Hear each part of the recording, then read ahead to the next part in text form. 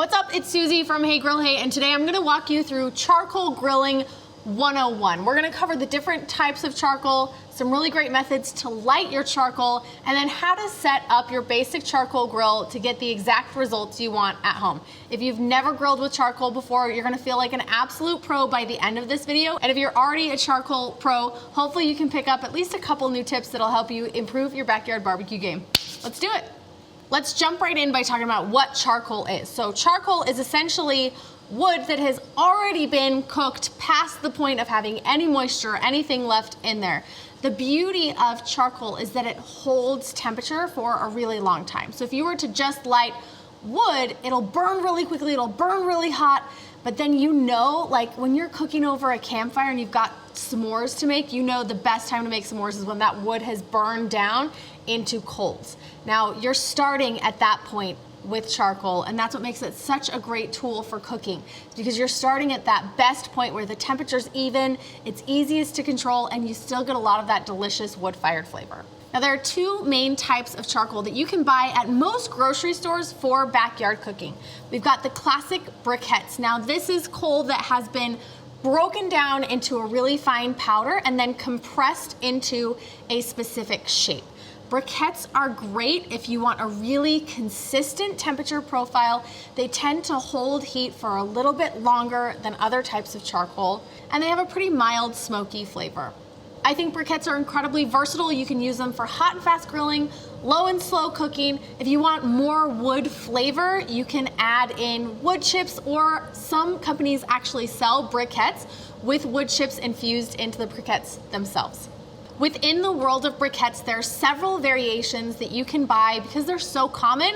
There's a lot of different options, and I don't want you to be confused or overwhelmed when you go to grab a bag of briquettes. Now, this is like a classic Kingsford original. You can find these everywhere. Some of the variations that you'll find include flavored briquettes, so they'll include oils or something, an additive that's like onion or herbs or garlic. I think those are a little bit gimmicky. They smell really great while they're burning, but they don't actually add anything to the flavor of your food. I would skip those. Other variations include match light, which are basically you can light them with a match. You don't need a charcoal chimney, you don't need any additional starters. I like to grab the match light when I'm taking them like up the mountain, or I'm gonna build a fire pit and cook that way, and I don't wanna haul any extra tools or starting equipment. I don't generally use them for my backyard, however. So the match light charcoal tends to be infused with a lighter fluid to make it light really quickly. A lot of people complain that when you're using lighter fluid or a chemical assist to start your charcoal, that it puts an off-putting smell or even flavor into your food. Another couple options that you sometimes will quickly see, but there might be a little bit more obscure, are briquettes that actually have wood chips or chunks already infused into the briquettes themselves. That adds a little extra layer of wood-fired smoky flavor to whatever you're cooking. They tend to run a slightly higher price tag though. For me, I just stick with standard briquettes, and then if I want to add in that smoky flavor, I'll just sprinkle on some wood chips. The last thing that I want to talk about with briquettes is I want you to look at the bag. Some charcoal briquettes use additives to help them stay together. Some of them do not. If that's something that's important to you, what you're cooking with and what you're using for fuel, check the back of the bag. Some of them are really clean. It's literally just compressed wood. Others use like binders, cement binders, to help these briquettes stay together. Next, let's move on to lump charcoal. This is becoming more and more commonplace. If you can't find it at like your grocery store, you'll at least be able to find it at big box hardware. This is whole pieces of wood that have been burned down and broken up into pieces and put in the bag. Now you can tell even just here, we have a lot of variation in size and shape. You can guess that means that you're gonna have some variation in your overall temperature. Lump does get a bit hotter, so if you're grilling hot and fast, lump charcoal is kind of my favorite way to go. I also believe that lump charcoal puts out a little bit more of that traditional wood-fired flavor because it's all wood, 100% all the time. Lump charcoal does tend to run a little bit pricier than briquettes in most cases, so if budget's part of your concern, that's something to consider.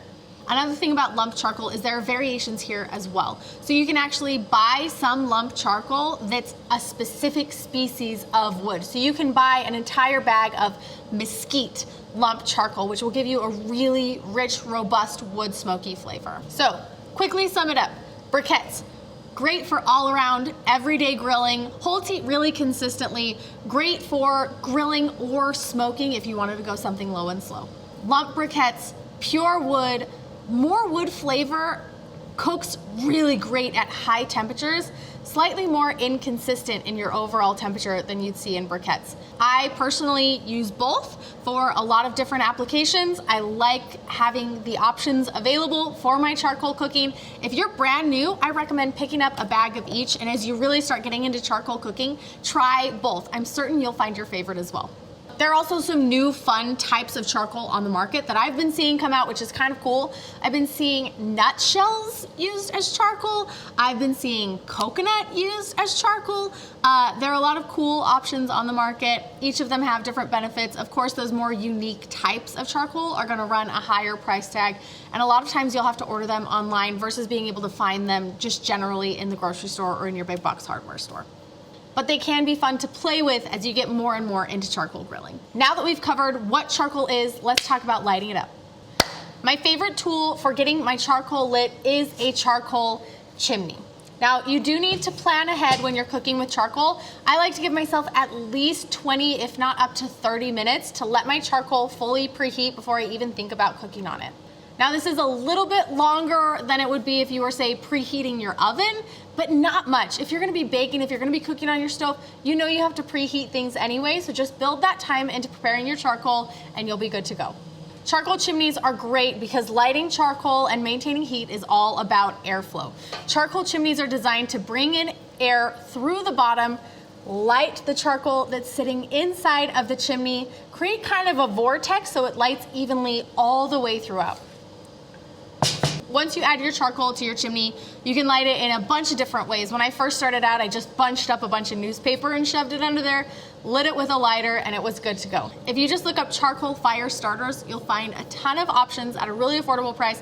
I'll link a couple of my favorites in the video description. I also have a grill that has a propane assist for lighting my charcoal. This Weber Performer has a small propane bottle with a torch inside. You can skip the chimney, pile the charcoal on top of that, let the propane run until the charcoal is ignited. I've also seen a ton of hacks out there. I don't know if you guys have seen some of these. You put Doritos in your charcoal and light them on fire.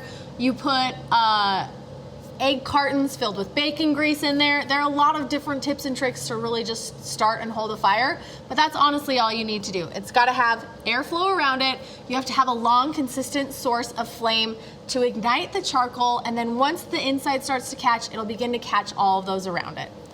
The most important thing here, like I said in the beginning, is just give it enough time, a good 15 to 20 minutes until your charcoal is starting to ash over on the outside. You're not seeing billowing smoke anymore, but more of a clean burn.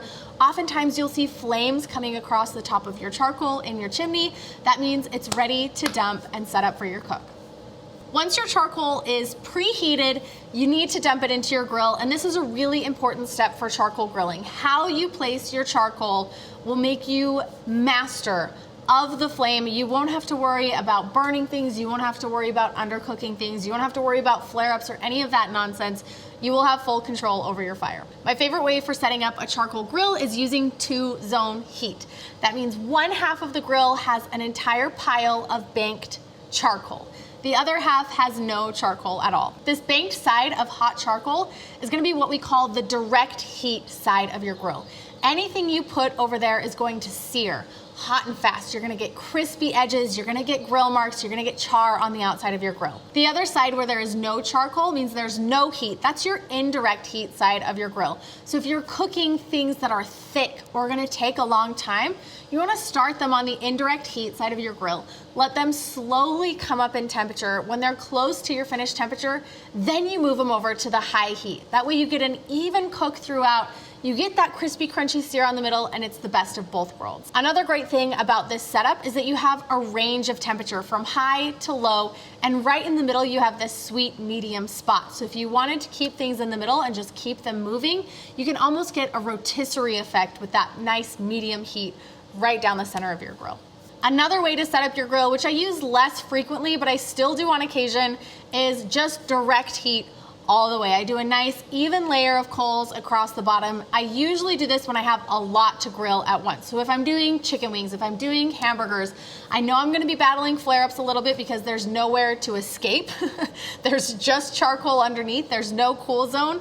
I only do this if I plan on standing next to my grill, not leaving, and cooking things really quickly in a large quantity.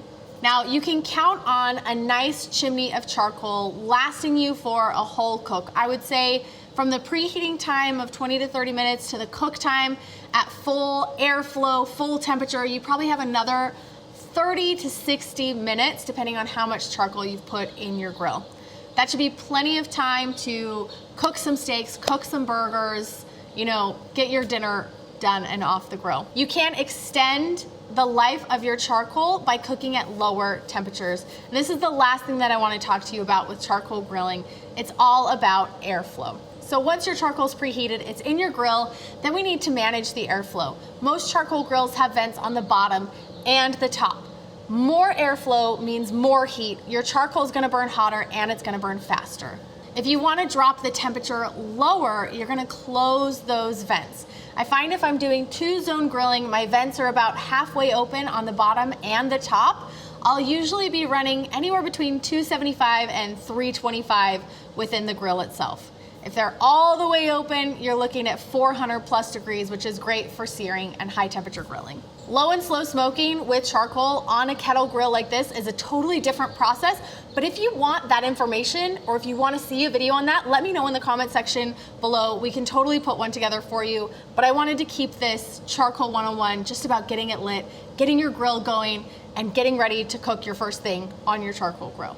The last thing that I want to touch on is charcoal safety. And this is a really, really important part of charcoal grilling. And honestly, I think the fire management is a reason why a lot of people are intimidated by charcoal grilling, but you don't have to be. It can be very easy. Once you're done cooking, what you want to do is close your vents completely. Shutting off the airflow is going to kill the fire in your grill. Your charcoal will slowly come down in temperature as it burns through all of the oxygen within the grill itself. The fire will extinguish, and then it'll take time for your charcoal to completely cool down. Now, most people run into this error where at the end of the night, they go grab their charcoal and maybe they just dump it in their garbage can. It can take at least 24 hours for your charcoal to fully extinguish. I don't recommend moving your charcoal from your grill at all until at least the next night. It's nice because you don't have to clean up right away, but you do have to set an alarm in your phone so you remember, go clean out your charcoal grill or clean it out next time before you get ready to cook. What you do not want to do is move any coals that might even be a touch warm into a garbage can or roll your grill into your garage. Leave it outside, leave the vents closed, and let it come all the way down. Coals, even hours and hours and hours later, can reignite if the conditions are right. So just keep them in your grill, don't worry about them for a while, and then you can clean it up later. One purchase I do recommend making when you're getting into charcoal grilling, just for your own peace of mind, is a nice place to keep all of your ashes. Then you don't have to worry about where you're going to dump them. I have a galvanized garbage pail with a lid that's airtight. I can dump all of my coals into there, even if they're still warm to hot, and I don't have to worry about it melting anything. I don't have to worry about anything catching on fire. I leave it outside until it's completely cool, and then I can just build up the ash over time, so I'm not even dumping it maybe once a month, and it gives me a really safe place to keep my ashes and awesome peace of mind. Now you know the basics. I think you're ready to kick things off and start charcoal grilling at home in your very own backyard. If you need inspiration or recipes or tips and tricks, my website has hundreds of recipes, and I will tell you if you're using indirect heat or direct heat. And now that you know what those mean, you can cook every recipe on my website. I'm also here to help you. So if you have questions, if you want to see additional informational videos, message me on Instagram, leave a comment on the video below. I do read them. I try to respond to as many as I possibly can because I want to help you make better barbecue so you can feed the people you love and become a backyard barbecue hero. See you next time. What's up? It's Susie from Hey Grill Hey, and today I'm showing you how to cook the perfect steak. If you have never cooked a steak before in your life, simple cooking method, tons of flavor, perfect doneness. Let's do it. I'm cooking 4 different steaks today because I want to show you that you can cook a very beautiful steak no matter what you pick up from the grocery store. I've got a filet mignon, I've got a sirloin, a ribeye, and a New York strip steak. This beginner steak video is all about the method. The method that we are using is called the reverse sear. It starts with a low temperature rise and then a high temperature finish. I'm cooking this on my charcoal grill using 2-zone heat, which means I have a lot of the heat of the coals on one side and no heat on the other. But this also works on a propane grill or a pellet grill. You just want to start with low temperature to begin, high temperature to finish. The reverse sear is actually a riff on what they do in most steak houses, which is cook it high fast, give it a really hard crusty sear, and then finish it or hold it in an oven to that perfect finish temperature so that it's quick and ready to go when you need it. But the reverse sear, I think, adds a lot more flavor and gives you a lot more control when you're doing it in your own backyard. We're gonna season simply on both sides with my beef seasoning, but you literally can use salt and pepper. That's really all you need for a really flavorful steak. We're just gonna coat all sides. And I will tell you, you probably want a little bit more seasoning than you think that you're going to use, especially if you've never cooked a steak before. One of the biggest beginner mistakes when cooking steak is under seasoning, because you think it looks like a lot. But the seasoning's only going on the outside, so you only get a little bit with each bite. So be a little bit more aggressive than you think you need to be. Now that our steaks are seasoned, they're ready to go on the grill. These are going on the indirect heat side of the grill. First, the nice part of this cooking method is that you really don't have to worry too much about, do we dry brine it? Do we bring it up to room temperature? A lot of the good things that happen from using those methods already happen by using the reverse sear. So you can seriously just season and get them on your preheated grill. Seriously. Steaks are on the grill. It's phase 1. We're gonna let those sit on the indirect heat side of the grill for about 30 to 45 minutes. They're gonna pick up flavor from the grill. They're gonna slowly rise in temperature so we get a perfect pink doneness in the middle. I do wanna flip the steaks about 20 minutes into the cooking process so they're evenly cooked on both sides. Phase 2 is gonna be moving our steaks over from the indirect heat side of the grill to the high heat side of the grill for a nice crispy, crunchy sear on the outside. That phase takes about 2 to 3 minutes per side until we have really nice, crispy, crunchy coated steaks. We're cooking these steaks to medium rare today, which is basically the perfect doneness for most steaks. I know you're gonna have your own preference and we'll talk about that in a second. But for a medium rare steak, we want the internal temperature of the steaks during phase 1 to hit about 115 to 120 degrees Fahrenheit. Now, you can cook reverse seared steaks, like I said, on multiple types of grills. You can use multiple types of steaks. You can use simple seasonings or your favorite variety. One thing that I do recommend having is a meat thermometer. An internal instant read thermometer like this guy will make sure that you know exactly what's happening on the inside of your meat. You don't have to guess. You don't have to do the touch test or the finger test. It will tell you where your meat is cooked to, and it's a really valuable tool. Another resource that can be really useful to you is I will link you in the video description to my meat doneness guide.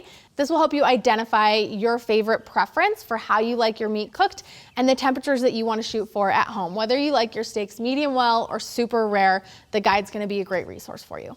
All right, simple cooking process, but the steaks look beautiful. If you want to add on a bonus step, it is not required, but it's so easy and it adds such a big impact. I almost always will top my steaks immediately after coming off the grill with a couple of pads of butter. I like to do salted butter and just let it melt down over the top of your cooked steaks during the resting phase. I have a recipe on my website for a resting butter that's a compound butter with garlic and herbs and all of that. I feel like that's a little bit like beyond beginner, which is fine, but just kick things off. If you've never had a steak with butter melted over the top, just start here and it will change the way that you eat steaks forever. We're gonna let the butter melt while we let our steaks rest. We want our steaks to rest for about 10 minutes or so. You don't need to rest them very long. We just want all of the immediate heat from cooking to settle. We want any carryover cooking that's happening from the high temperature of the grill to finish before we cut into and eat our steaks. Now there's a lot of argument about resting. Does it retain more moisture? Does it make it more tender? All of these things. For me, it's more about having your steak at a really great eating temperature. You don't want to rest it so long that your steaks are cold, but you don't want to skip the rest portion entirely and eat it while it's still in a high temperature cooking phase from the grill. Now all of our steaks are done. They should be our perfect medium rare in the middle. Again, if you want yours cooked to a different doneness, I'm all about it. Cook what you like at home, but I gotta go in for a bite of one of these bad boys, and I can tell you right now, I have a crew of hungry camera people behind each of these cameras that would also love a bite of steak. Perfectly seasoned, smoky from the grill, perfectly cooked in the middle, and 2 steps. Easiest, most basic steak ever. It's pretty much foolproof. Now you can serve these steakhouse style individual steaks for each person, or you can cut them into slices and serve them family style. No matter how you serve them, I hope you and your family enjoy them. We'll see you next time. What's up? It's Susie from HeyGrillHey.com, and today we are tackling Brisket 101. Now, if you've never cooked a brisket before, at the end of this video, you will have everything you need to successfully knock out a brisket your first try. We're gonna talk about picking a brisket, what a brisket is, how to trim it, how to season it, how to smoke it, and we're doing basics, simplest way possible so that you can achieve a brisket without worrying about all of the overwhelm and intimidation that sometimes comes from cooking a piece of meat like this. Brisket is an American barbecue staple, and it really gained a lot of its notoriety through the Central Texas style of cooking brisket, which is what we're gonna imitate today. A brisket comes from the pectoral muscle of the cow. A whole packer brisket like this, which is what you're gonna wanna buy, consists of 2 overlapping muscles.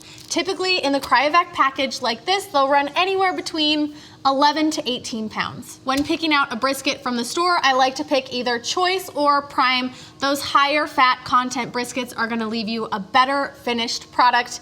Another thing I like to look for in the store when I'm picking it out is how well does it bend? If it can give me a little U shape, I'm pretty happy with that brisket. It'll come home with me. There is a thick layer of fat that runs between these 2 muscles, and if it's too thick, it's really not gonna be very bendy, and that means they're gonna have a lot of fat inside the brisket itself. It's not gonna render down all the way sometimes, and I think it can be a little bit of a waste. A thinner layer of fat in between the 2 muscles generally means more even cooking, a better rendered brisket, and better final texture. Once your brisket's home, you can hold it in the refrigerator. I actually like to pop mine into the freezer for about 30 minutes before I start trimming. Really, really cold fat and really, really cold brisket will make the trimming process so much easier. To trim up your brisket, all you need is a big cutting board, a sharp knife, and a pair of gloves. Honestly though, I did not have a big cutting board the first time I ever trimmed a brisket. I just trimmed it right on my countertop and then sanitized after. Let's get into trimming this brisket down. Now I usually plan about 20 to 30 minutes to trim a full brisket. If it's your first time, it might take you 45 plus minutes. That's okay. You can rewind and watch this section as many times as you need to make sure you get it right, but I'm gonna give it to you as simple as I possibly can. Now there are a lot of videos on just trimming a brisket. Competition trims are insane. Some backyard trims are really over the top. We're going for a super simple backyard trim so you can easily do it your first time. Using a fillet knife, I just take off any of the silver skin or stringy fat across the bottom side of the brisket. I then move on to this thick half moon shaped piece of fat and trim it down. I don't cut it all the way out, I just trim it down so that it creates a nice flat even layer across the bottom of a brisket. Next, I turn my attention to the sides. A long straight cut up either side will take off any excess fat or anything left over from processing. Then I focus on the ends of my flat. The flat is the thinnest part towards the end of your brisket. You can see it's pretty uneven, so I like to round the edges and trim it off so it has a more even thickness throughout. These thin edges are just gonna burn up if you leave them on the brisket anyway, so it's better to trim them off before you even start smoking. Next, I turn my attention to the point, which is the thicker piece of the brisket on this end. This is where the 2 muscles overlap the most. Similar to the flat, I take off any pieces that are overhanging, hanging loose, and give it a nice round final appearance. Once my underside is done, I flip my brisket over and turn my attention to the top. Now the goal here is to simply get this brisket down to about a 1/2 inch layer of fat across the top evenly. There are some places where it's less and some places where it's much, much thicker. I like to take the thicker pieces down to, like I said, 1/4 to a 1/2 inch and then leave the rest alone. If you have any large overhanging pieces of the point, I also trim those down at this time. Now you might be worried about what to do with all of those trimmings. I separate mine into 2 piles. The brisket trimmings where there's a good amount of meat still on the trimming, and the fat pile where it's mostly just that thick white fat. I save the meaty trimmings in a freezer bag, pop them in the freezer, build them up until I have enough, and then once I have enough, I chop or grind it to make my own ground beef. It's great in bolognese, it's great for brisket burgers. It's absolutely delicious. You paid for it, don't waste it. Now with the fat, I make my own beef tallow. I like to use this as a cooking fat to roast potatoes, a bunch of other food. I use it on my griddle all of the time. I have a full video for making beef tallow at home if that's something you want to tackle as well. Once your brisket is trimmed, it's time to season. I like to slather mine with yellow mustard before hitting it with my beef rub seasoning, but you can use equal parts of coarse kosher salt and coarse black pepper. Salt and pepper is really all you need to season the brisket. The mustard acts as a binder. It also helps create some of that texture on the outside for the smoke particles to cling to while it's cooking. I think it gives you a really nice, dark, beautiful, crunchy bark. But you don't actually taste the mustard flavor at all. If you are vehemently opposed to mustard, you can skip this entirely and just go straight to seasoning. Now that the brisket is trimmed, slathered, and seasoned, it's time to hit the smoker. I like to run my briskets at 225 degrees Fahrenheit. Pop my brisket on there. I'm cooking this on a pellet grill. I think it's a great beginner smoker to use for your first time cooking a brisket. And because the heat from my pellet smoker comes from the bottom, I'm going to put this guy on fat side up to start, and then I'll show you in the next step, I'm gonna flip it fat side down to finish. I think it gives me a nice even cook all the way through. My favorite woods to use when smoking a brisket are a combination of oak and cherry pellets. You can use your favorite wood at home. It's gonna be smoking for such a long time and at such a low temperature, you will be able to actually taste the flavor in the pellets themselves. So choose a wood that complements beef. Like I said, oak and cherry are my picks. Now, when you're a beginner, I know it's tempting to want an exact time and temperature for a brisket cook. I'm gonna give you my best estimation, and then I'm gonna tell you add on 2 hours just to be safe. I usually plan about 90 minutes per pound, and that's trimmed weight. So if you trim your brisket from 15 pounds down to about 12, you plan 90 minutes per pound. Your total cook time is gonna come in around 18 hours. Now, your brisket might or could possibly or will likely be done before that, but that is okay because we're gonna build in some rest time at the end of our cook. So the seasoned brisket is going on the smoker, 225, close the lid, let it go for at least 6 to 8 hours before you crack open the lid and take a peek at it. We want our bark at this point to be dark and crispy and crunchy, starting to develop a lot of beautiful color. And we want our temperature anywhere in the range of about 160 to 175. Once we've hit that target with our temperature and the outside of our brisket is starting to look the way that we want it to, I like to wrap it in butcher paper.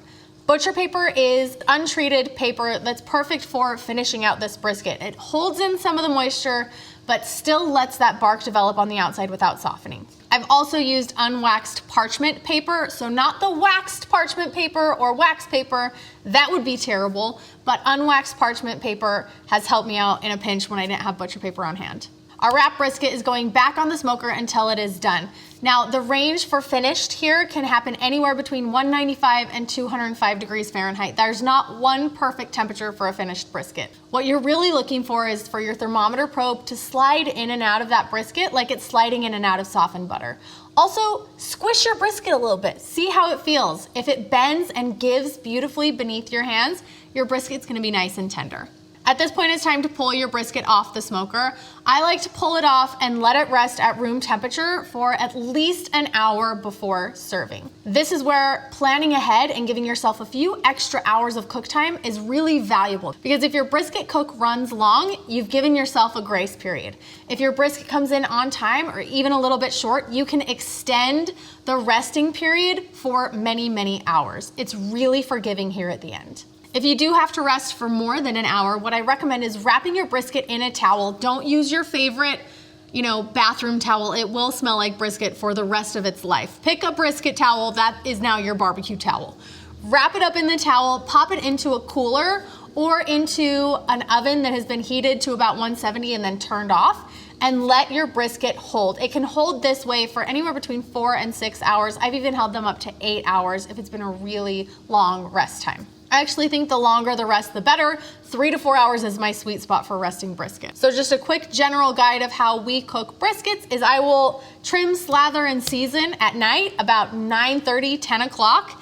Get it onto the smoker before I go to bed. I do have alarms on my smoker to monitor the temperature in case the temperature shoots up or down. It will wake me up. When I get up first thing in the morning, I get a good like 7 to 8 hours of sleep and I check my brisket. Typically at this time, it's ready to wrap. So first thing in the morning, I'm wrapping my brisket. After I wrap my brisket in the morning, I close the lid, keep an eye on the temperature. It's usually finished somewhere in the early afternoon. And at that point, I can let it rest for quite a long time until we're ready to eat dinner. Okay, our brisket has rested. That means it is time to unveil and slice. I'm gonna give you a couple of quick tips for slicing your brisket because with all of the time that you put in to smoke it and get it ready, you wanna slice it just right at the end. My gosh, look at that. That is a juicy brisket. I'm gonna save these juices. I'm actually gonna drizzle them on after I'm done slicing. You can see how much this brisket shrinks down. It is what it is. It's part of the process. All of that fat has rendered down to a delicious, gorgeous brisket. So, because we have the point on this end, the flat on this end, and there are two overlapping muscles with grains that run two different directions, we have to slice them in two different directions. So I'll typically take my knife and slice into my brisket right here just to separate kind of those two main chunks of my brisket. Look at that inside, no squeezing necessary. That is a gorgeous, juicy looking brisket. So my point gets sliced. It gets turned 90 degrees before it gets sliced into about pencil thick slices. And then my flat, I'll just slice straight across. Same with the first cut that I made. This first piece on the end right here is actually gonna be what I cube up. And these kind of become my burnt ends. But also being the one that smokes the brisket means that you get this magical privilege of taking the first bite. And this is always the best bite, these caramelized crispy edges of this point.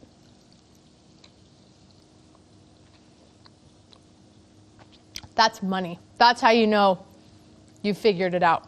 This was a simple brisket. We didn't overcomplicate anything.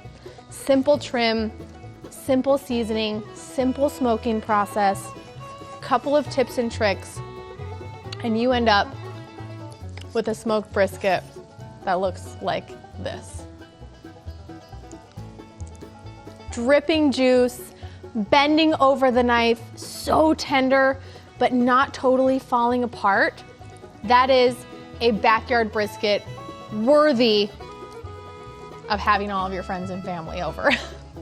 Now this was a beautiful brisket. Not every brisket I've ever cooked in my life has turned out this nice. And I will say, practice brings improvement. So hopefully your first brisket turns out this lovely. Maybe your second won't, maybe your first one won't. What I don't want you to do is give up, okay?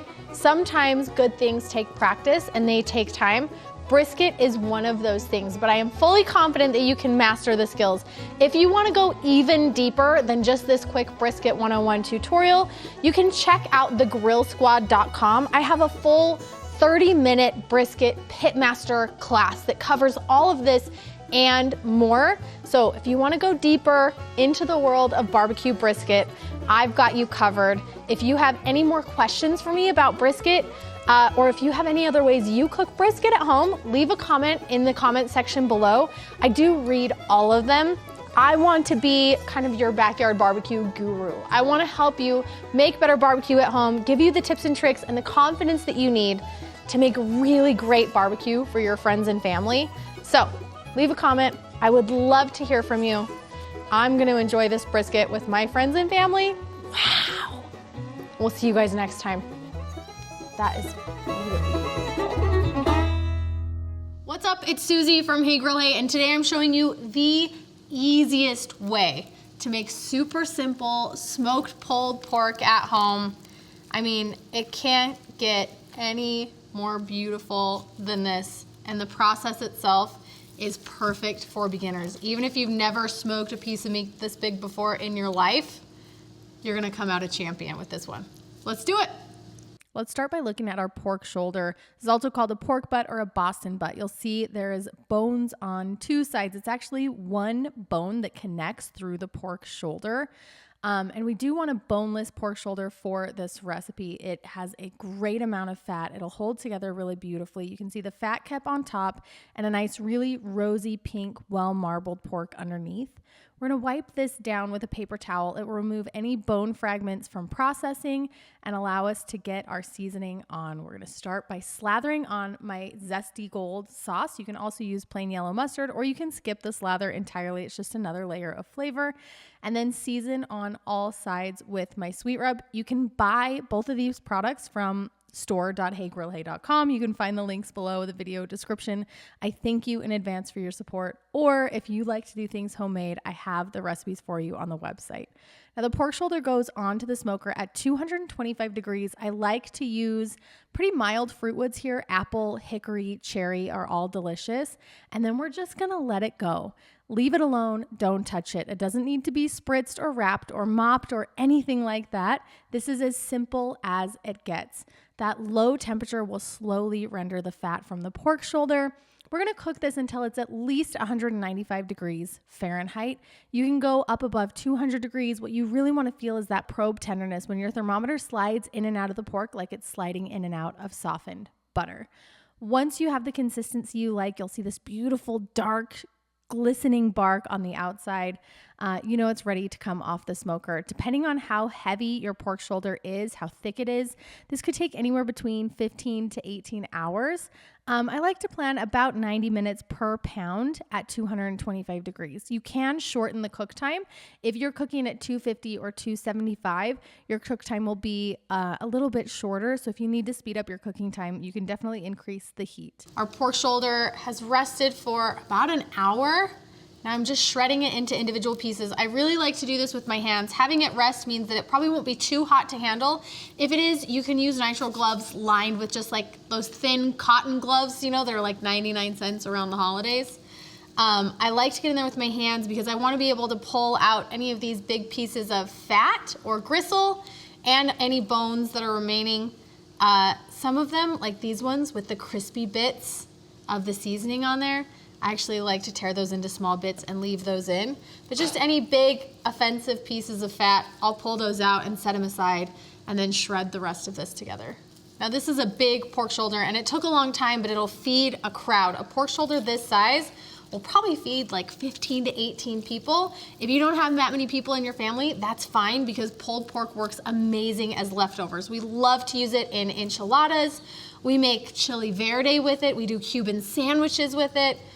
We even like to make pulled pork mac and cheese or pulled pork nachos.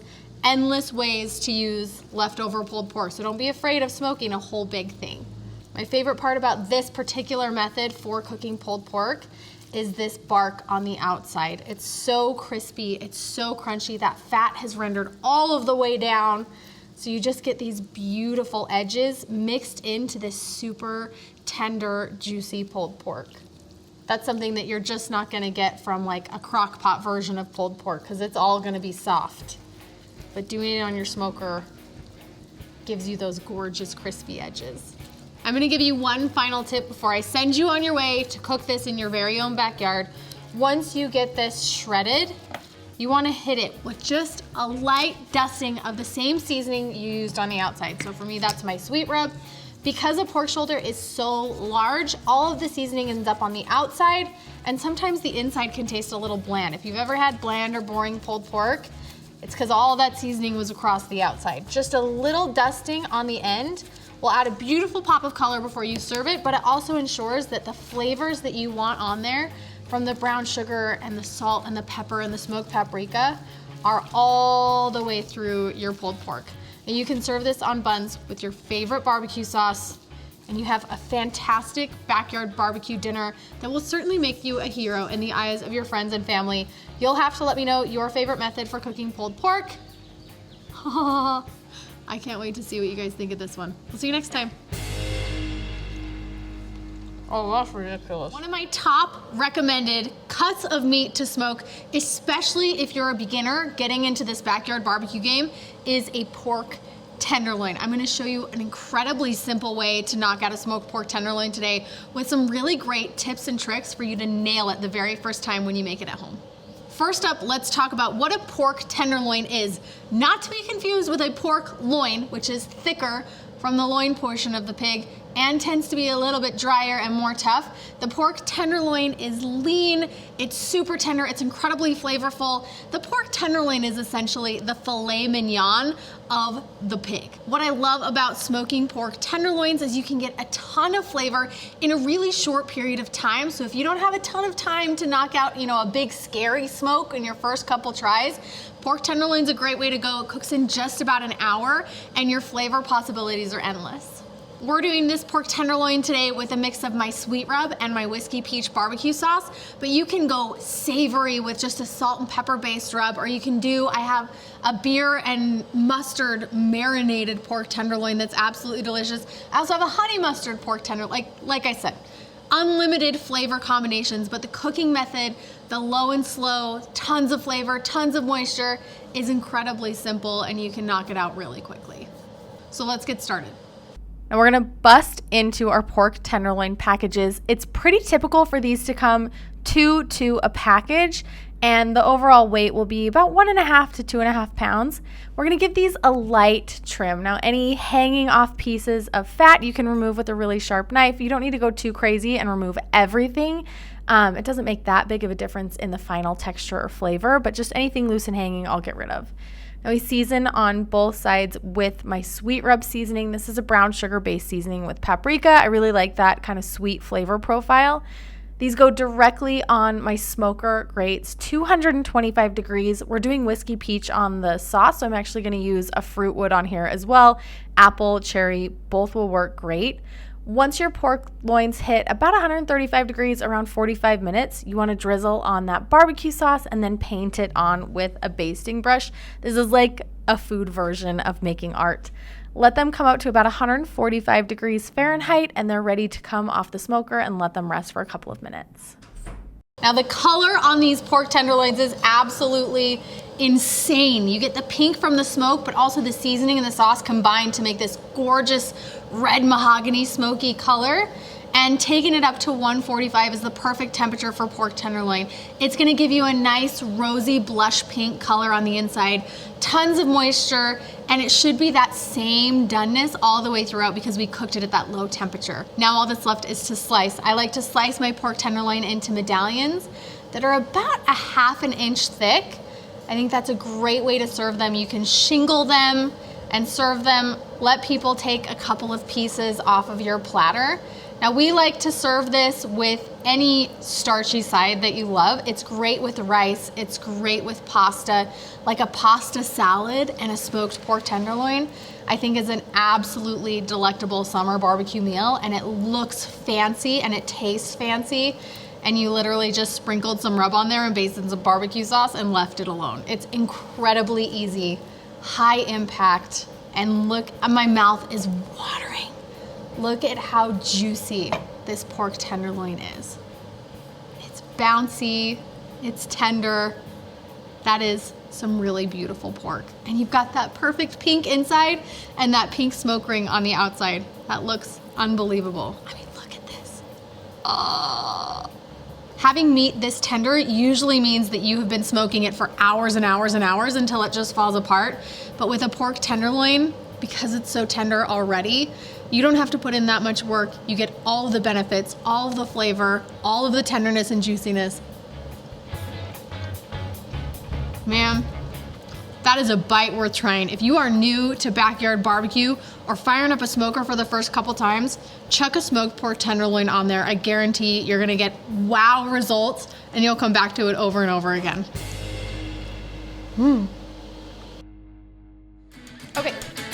Okay, ready? What's up? It's Susie from Hey Grill Hey. Brandon's here today helping me out. We are doing a low and slow kettle cook. We're gonna make some beautiful ribs on the shiny red Weber kettle behind us. Let's do it. So we just rolled out a Charcoal 101 video and a ton of the comments in there asked for a low and slow smoking on the kettle video. Now, admittedly, this is not my area of expertise. I tend to use my smokers for low and slow smoking, my kettle for hot and fast grilling, but Brandon here, Brandon is the expert on low and slow kettle cooking. I think you have done more hours on the Weber kettle smoking things than anyone I know. So Brandon is taking the lead on this video. He's gonna walk you through everything from setup, smoking, temperatures, venting, all the things that you need to know to make a low and slow smoke on your Weber kettle successful. You ready? Yeah, let's do it. All right, I've done it before, but you're gonna teach me too while we teach these guys. It's gonna be a good day. All right, let's get this kettle set up for low and slow today. The most popular method for doing this is the snake method. It's usually done with briquettes. You stack them in a semicircle around the edge of the grill on the lower charcoal grate. We're not going to be doing that today. We've got lump charcoal, so I'm going to do it a different way. We're going to take all the coals, we're going to pile them all on one side of the grill. We're just going to light about a half a chimney or so and dump them on one end of the coals. Now what that's going to do is those initial coals are going to bring the grill up to the temperature that we want, and then it's going to continue burning through the pile of coals to maintain that temperature over the next 6 hours or so. If you need to go longer than that, you'll want to look into that snake method. So snake method, briquettes, tends to run a little bit longer. I've seen pictures of like perfect snake method execution on the outside, but the Brandon method, we're calling it the lumpy Brandon. So we've set this grill up for 2-zone cooking. So we've got our fire on this side, we'll put our food on this side. So how this is set up here is we've built the charcoal pile, right? The lumpy Brandon pile. And to light the lumpy Brandon pile, you dump your lit coals onto this one end. And now what that's gonna do is it's slowly gonna burn through the pile as the ribs cook.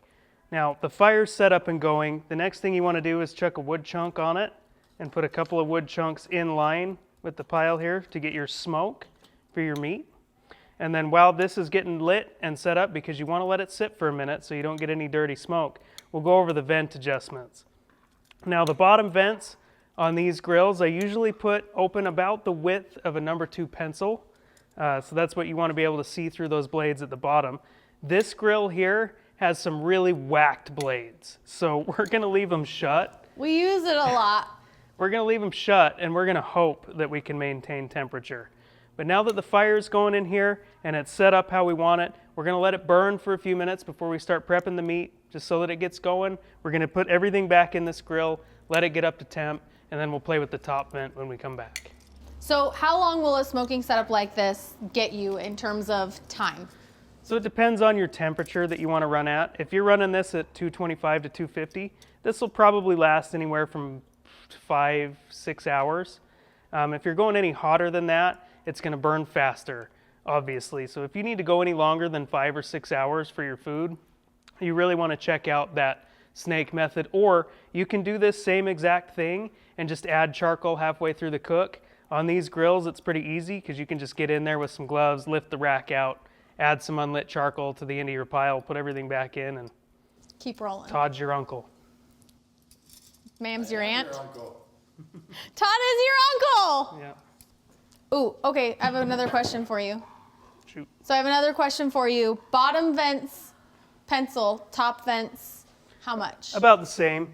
And one thing you need to remember on these grills is you can have the vents set at a specific temperature, but you will have to make adjustments. This kind of cooking on this setup is not a set it and forget it kind of a thing. So you'll have to sit out here and you'll probably have to make adjustments every 20 to 30 minutes. But one thing to remember on that is they need to be small adjustments and you need to give them time to take effect.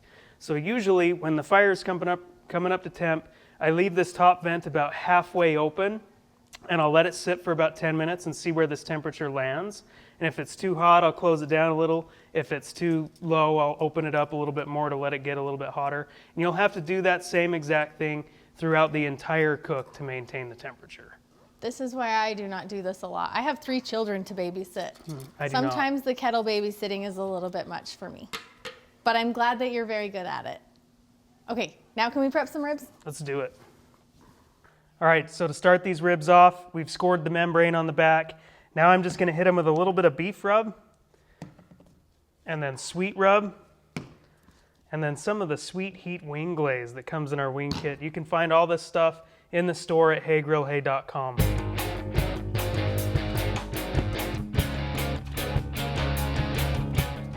All right, now that these ribs are all seasoned up, let's get them on the grill. It's running at a nice 275 degrees. We'll probably adjust those vents and knock it down just a little bit, but let's go.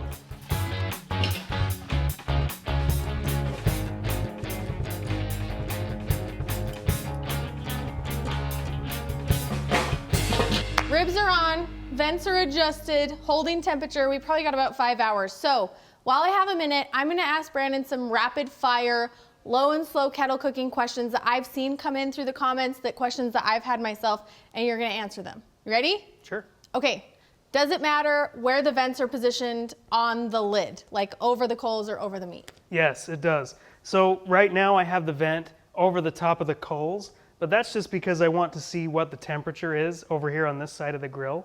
So we have the thermometer over here to kind of check the temperature. And then what I'll do, since it's running about right where I want it, is I'll turn this just like this. And what that does is while the smoke and the heat are in there, once they rise to the top, it forces them to come up over the top of the meat and then out on the meat side. If you leave the vent right over top of the coals, all that heat and smoke just comes up and straight out. Question number 2, does having unlit charcoal banked on the side change the flavor profile of the smoke? Because that charcoal is gonna be igniting throughout the cook. It does a little bit. A lot of people are worried about that when you're cooking in one of these, but it's not like gross, dirty charcoal smoke flavor. So what happens when you light these coals and they sit in this 250 degree grill is those coals come up to temperature with the grill. So they don't take as long to ignite. They don't smolder very dirty for very long. So you do get a little bit of dirty charcoal taste, but not enough that it hurts anything. In fact, the flavor that I get off of these grills doing this method is my favorite, hands down, offset pellet charcoal smoker flavor, this right here. And so that little burst of dirty smoke from those new charcoal briquettes or new lump pieces igniting really isn't that big of a deal. I actually think it does change the flavor profile, but I don't think it's for the worse. No. It's definitely a heavier smoke flavor profile than you would get from a pellet smoker, for sure. So if you're somebody that likes kind of that stronger smoke flavor in the stuff that you're making, I think this is a great approach. Next question, I saw you add some wood chunks periodically across the top of, your charcoal bank. Does it matter if you use chunks or chips, or what's your preference there? So for this situation, I really like chunks. And the reason why is if you have this pile in here and you're trying to get it to burn through the pile slowly, if you load the top of that pile up with wood chips, the fire will actually burn those chips faster than it will the charcoal. So if you load the top with wood chips, it's just going to shoot straight across. All your coals are going to ignite as one, and it's not going to last nearly as long. Plus, I find that you get better smoke flavor out of chunks. They have more moisture content to them. They make a nicer, better tasting smoke, in my opinion. I agree. So we talked a little bit about the snake method, which is perfectly organized briquettes across the side versus the more casual version of the lumpy Brandon. Having tried both, do you think the effort of setting up the snake method with all of the perfectly arranged coals is worth the effort versus the lumpy Brandon where it's more dump and go? Well, it depends. It's mostly about cook time. So if you have something that you want to cook for a long time, like a pork shoulder, or people even do briskets on these with the snake method, then it's totally worth the time.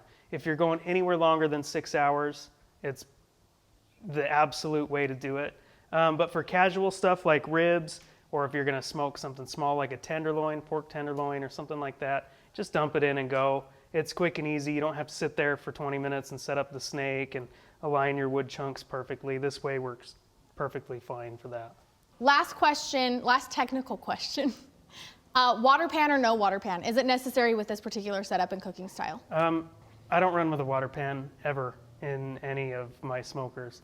If I put a pan in there, it's to catch grease, and then sometimes I'll put some water in it just to help with that. But over the years, I've found that it's just not necessary. Like, I can't tell the difference, water pan or no, so I just don't. Okay. I just don't do it. Final question. How do you feel about me naming this method the Lumpy Brandon? That's fantastic. Yes! The more fun names, the better. Okay. That's it for my questions and things that I've seen. If you have any additional questions about low and slow charcoal cooking, please leave them in the comment section below. Brandon and I will both be in there to help answer your questions. And I know you were talking about like getting into really this style of cooking for the first time, and it's not easy. Yeah, listen, I expect everybody that's a beginner that's going to try this to have questions. This is a method that takes a little bit of practice. It's probably not going to be perfect the first time you try it. It's kind of hard to control temperatures on these things. You got to kind of learn how to do it. It's not very intuitive right up front. So please, if you do try this and you're struggling, please ask those questions. I'll answer whatever you ask. And one thing that I thought was really helpful when I first started out doing this is I would build fires and just practice without food in it. The first couple of times before I tried to cook anything big, I just built a fire just to see how long it would last and to kind of help figure out how to control temperatures. So that's something that I could recommend too. If you have time and you've got extra charcoal, build yourself a test fire and figure it out before you throw your $100 brisket on there. For sure. I always say, people who are intimidated by stepping outside and using a smoker for the first time, you didn't get to know your oven by just firing it up once and then you're making world-class meals on it. You have, you develop a favorite burner. Mm-hmm. You know if there's hot spots in your oven. Same thing's true for your smokers. You just need to give them a little bit of time and attention and get to know them, and then it becomes second nature. I can't wait to eat these ribs. Okay, I walked over to this kettle to check the vents, check the temperature, and I just thought of something that we didn't mention before that we should probably put in this video. So this grill was running a little bit hot, so I've closed down the top vent just a little bit. And I want to remind you, when you make vent adjustments, be patient, give it some time, and see what happens to the temperature for 10 minutes or so after you do. But what I want to touch on is these thermometers on these Weber kettles. This one has one on the top. A lot of them do. The temperature reading on these things is about 50 to 75 degrees higher than what you're actually seeing on the grate. Now, when I run cooks like this, I like to use an external thermometer, but it's not necessary. I use this a lot too. And right now we're reading about 325 degrees.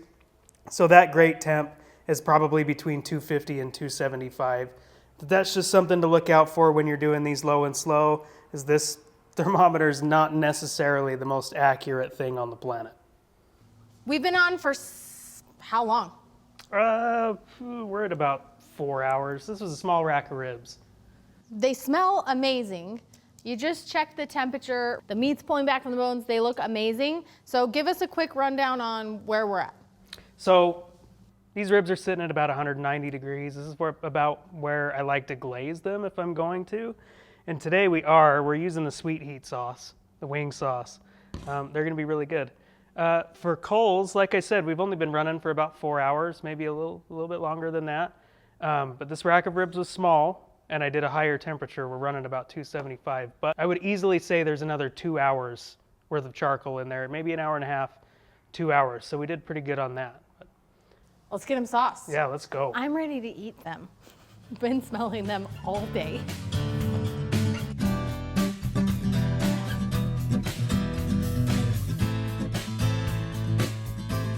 Are the ribs done yet? Yeah, they're done. Can I eat them now? Yeah, I'm gonna pull them off. Okay. And then they probably need to cool down for a minute. But fair. So I have a question for you. We didn't wrap these. We didn't do anything. What do you look for like rib doneness when you're doing this like charcoal style of cooking? So there's a few ways to tell. This rack is a little bit small. So the first way that I tell is the bend test. So I'll pick it up in the middle of the rack and see if it bends, how much give it has, and if the meat starts to split a little bit, that's about when it's done. But like I said, this rack is a little bit small. So the bend test doesn't really do well on here. So how I told that these ones were done, the bones are starting to poke out a little bit on this side of the rack of ribs. And also I used a thermometer, a nice instant read thermometer, And I like to pull my ribs off when I do that anywhere between like 197 and 203. That's about when they're perfect. The 203 side is when they start falling off the bone. So I just gave them the old sniff test. It says that they're done. I just want to eat them, that's all. well, I mean, if you want to cut into them while they're piping hot, be No, my guest. I will wait. I will let them rest for a minute, but I'm totally mouth-watering, ready to bite into these. All right, while we're waiting for these ribs to cool down a little bit, now is a good time to remind you that we just shot a Charcoal 101 video where we go over everything charcoal, how to shut down the grill, you know, how to start it up, everything like that. So right now what we're gonna do is we're gonna close all the vents on this thing, roll it over there, and just let it sit just like we do in the other video. The oxygen being gone will choke out any leftover fire, leftover heat, everything left will burn down to ash, and then you can dump it into your ash bucket and get rid of it later. Yep. All right, let's cut this thing up. Yes. I'm gonna give you a piece and see what you think. Yes. Go right So for I this. love pellet grill ribs. I love 3-2-1 ribs. I love offset. I love ribs. I just love ribs. But I'm super excited to have some low and slow ribs on the kettle because this really is kind of Brandon's specialty, and I haven't done them myself a ton. So this is like a little treat for me. Okay, they're still really hot. but Okay, Go for it. I'll live. I eat hot stuff all the time. It's kind of my thing, actually. I don't know if you can see. The smoke ring on these ribs is so deep. The flavor is definitely a heavier wood smoke profile than you would get from a pellet smoker, but not overwhelming. There's no taste of like burnt smoke, acrid smoke, dirty smoke. Bite through is perfect, and the texture, they're a little crunchy on the bottom from you scoring the membrane, and that sweet heat glaze on top is so good. Brandon, these are great ribs. Todd, I cut this one just for you. Yeah. Come get it. Thanks for hanging out with us today. I hope you picked up a couple tips and tricks for cooking low and slow on your Weber kettle. If you have any additional questions, please drop them in the comment section below. We will help you out on your journey to becoming a backyard barbecue hero. See you next time. What's up? It's Susie from Hey Grill Hey. Now I've been cooking barbecue professionally for over a decade. I've cooked with some of the biggest names in like the fancy food world. I've cooked with some amazing people in the competition barbecue space. I've learned so many things, and in today's video, I'm boiling all those things down to the top 10 hacks I think you need to know to make better barbecue at home. So let's do it. We gotta start with hack number 10, and this is a very important one. Clean your freaking grill, okay? Imagine I'm your mom telling you to clean your room. You're not gonna cook on dirty dishes. You can't cook on a dirty grill. Now do a deep clean at least seasonally. I have a video on deep cleaning your grill that you can check out, but at least clean your grill grates. Throw away that old wire brush. All you need is a ball of heavy duty tin foil and some tongs. Rub that across your hot grates. It'll clear off any debris. Get in between each of those grill grates. Make sure it's clean all the way around and give you a nice solid surface to start with so you can make food that doesn't taste like last week's salmon. Hack number 9, check your fuel levels. One of the most common rookie mistakes is running out of fuel halfway through the cook. I don't care if you're cooking on propane, pellets, or charcoal, running out of fuel halfway through the cook means that you're gonna end up inside doing inside steaks, and it's just gonna be a ginormous bummer. So check your fuel levels before you cook. Even better, add it to your weekly grocery shopping list just to double check you always have the fuel that you need for your outside cooking adventures. Number 8, take your grill on a date. Spend some time with it. Get to know it. You have to be able to master your fire. You know how you have a favorite burner on your stove? It's because you spent the most time with it. You know when it gets hot, you know its low spots, you know exactly where to set the dial. You need that time and attention to be spent on your grill as well. Mastering airflow means that you can control the overall heat inside your grill. Do you have hot zones? Do you have cool zones? Do you have certain burners, if it's on propane, that light up higher than the other ones? All you have to do is spend time with your grill. Give it a back massage. I don't know, treat it to a nice steak dinner. But you have to fall in love with your grill. Challenge yourself to cook on your grill every night, 5 days in a row. I promise by the end of the week, you'll have an amazing understanding of your grill. You'll feel more confident every time you step outside to use it. Tip number 7, season with authority. If you're ever bummed out by the flavor of stuff you're cooking at home, it's probably because you're under seasoning. Restaurants and chefs tend to have a much heavier hand than home cooks, so don't be afraid. Layer on that seasoning. All you really need to start with is salt and pepper until you start to get your palate, and then from there you can expand out. Tip number 6, save it with sauce. If you have overcooked anything, barbecue sauce, melted butter, adding extra moisture in at the end of the cook can salvage most anything that has been overdone. Number 5, start with a good recipe and then take notes. I mean, I have a library on my website, heygrillhey.com, over 600 recipes for you to start out with. You have resources available to you. You don't have to start cooking something with no experience and no recipe. Start with a recipe, cook it a few times, master it, take notes, and then once you have the skill set, you can start tweaking and making things your own. That's when it really becomes fun. Tip number 4, go cheap the first time you're cooking things when it comes to those meat cuts.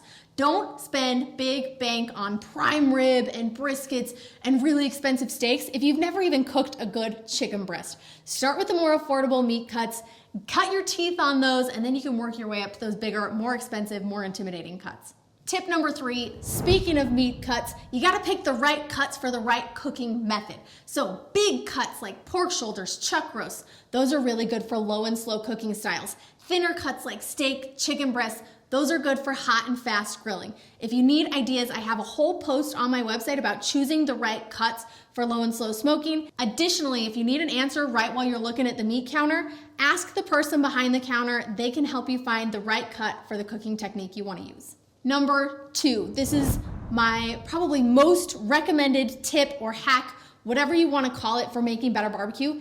Get yourself a really good thermometer. Now you want an instant read thermometer that you can stick the probe in. It'll give you a quick read of what's going on inside your meat. You don't want to be cutting it open. You don't want to be looking for pinkness. You don't have to guess. Instant read thermometers come in a range of prices. Some of them are really quite affordable. ThermoWorks is one of my favorite brands. Their starting model comes in right around $30. I think it's a great way to get your foot in the door without spending too much money and get in the habit of using a thermometer to check for doneness. You'll never have to worry about undercooking or food poisoning or overcooking your food ever again. Now my number 1, my final hack, my best piece of advice after years of working in the barbecue space for you to make better barbecue is don't worry about it so much and invite people over anyway. The best barbecue is the barbecue that you make and that you share with your friends and family. So if it's a little bit overcooked, if it's not perfect, honestly, it doesn't matter. The memories matter way more than how perfect the food is that you put on the table.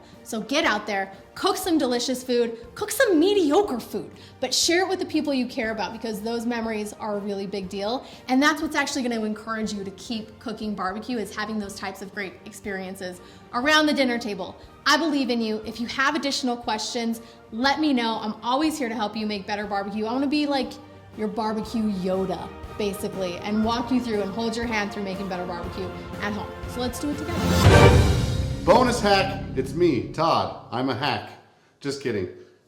My hack is cooking and barbecuing in this wonderful Hey Grill Hey merch. You will love it and we'll make you cook better food, I promise.